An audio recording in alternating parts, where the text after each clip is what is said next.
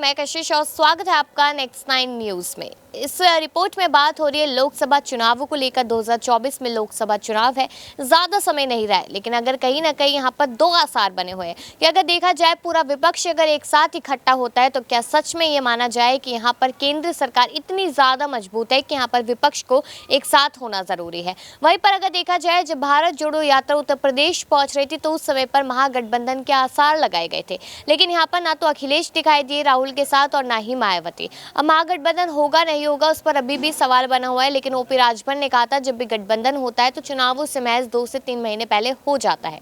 लेकिन अब यहाँ पर देखा जाए एक सीट बहुत ज्यादा अहम मानी जा रही है, जहाँ पर कल यहाँ पर अखिलेश यादव पहुंचे थे और वो तस्वीरें भी सामने आती हुई नजर आई है। रायबरेली पहुंचे वो, रायबरेली में कहीं ना कहीं वो उनका गढ़ माना जाता था, लेकिन अगर अब देखा जाए तो यहाँ पर कुछ कयास ये लगाए जा रहे हैं कि क्या यहाँ पर सपा पार्टी कांग्रेस के साथ गठबंधन कर सकती है, क्या अखिलेश यादव राहुल गांधी के साथ आ सकते हैं। इस तरीके के कयास यहाँ पर लगाए जा रहे हैं। जब उनको लेकर सवाल किया गया तो यहाँ पर अखिलेश यादव ने साफ तौर पे कह दिया कि जब चुनाव नजदीक आएंगे तब देखा जाएगा कि गठबंधन की जरूरत है या नहीं है, अभी कुछ नहीं कहा जा सकता। लेकिन कहीं ना कहीं यहाँ पर अगर देखा जाए तो अपने बयानों में एक बार फिर से सीएम योगी आदित्यनाथ और केशव प्रसाद मौर्य को लेकर तंज कसते हुए नजर आए। उन्होंने कहा कि यहाँ पर काफी ऐसे लोग हैं जो अपने सपने सजाए बैठे हैं, लेकिन उनके सपने कभी पूरे नहीं होंगे, और कहीं ना कहीं उनका ये मतलब केशव प्रसाद मौर्य को लेकर ही था।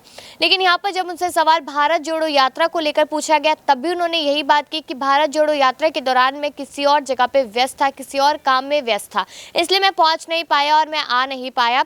इसलिए यहाँ पर लोगों ने अपने अपने अलग तरीके से बातें बनानी शुरू कर दी। अगर देखा जाए बीजेपी सरकार तो चाहती नहीं कि यहाँ पर गठबंधन हो किसी भी सरकार का, लेकिन अगर समय के साथ रहते रहते हमें जरूरत पड़ेगी तो जरूर गठबंधन किया जाएगा। इस बात को लेकर उन्होंने साफ तौर पर कह दिया है, क्योंकि रायबरेली की सीट इस वक्त काफी ज्यादा जरूरी मानी जा रही है और अभी तो चुनाव नहीं है रायबरेली में, लेकिन वहां पर जिस तरीके से बैक टू बैक एक के बाद एक मामला सामने आ रहा है तो उन्हीं मामलों को देखते हुए यहाँ पर अखिलेश यादव पहुंचे थे, लोगों से बातचीत की, लोगों के घरों में जाकर बैठे, वहां पर लोगों से आपस में समझने की कोशिश की आखिरकार किन दिक्कतों का सामना करना पड़ रहा है। और कहीं ना कहीं यहाँ पर अगर देखा जाए तो योगी आदित्यनाथ पर बैक टू बैक हमला बोलते हुए नजर आए।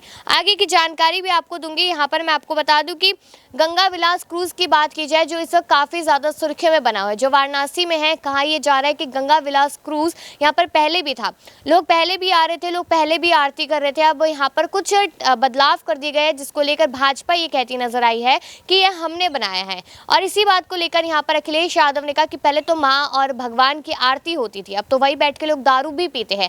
आखिरकार ये भाजपा के समय पर हो क्या रहा है, इस तरीके से उन्होंने अपनी बातें रखी और यहाँ पर निशाना साधते नजर आए सीएम योगी पर और पीएम मोदी पर। लेकिन सवाल आखिरी में मेरा आप लोगों से यही है कि क्या आपको भी लगता है अगर यहाँ पर सपा और कांग्रेस एक साथ आती है, गठबंधन करती है, तो कहीं ना कहीं ये केंद्र सरकार के लिए, बीजेपी सरकार के लिए काफी ज्यादा हानिकारक हो सकता है? इस पर अपनी राय जरूर दीजिएगा और बाकी सी खबरों के लिए देखते रहिए नेक्स्ट 9 न्यूज।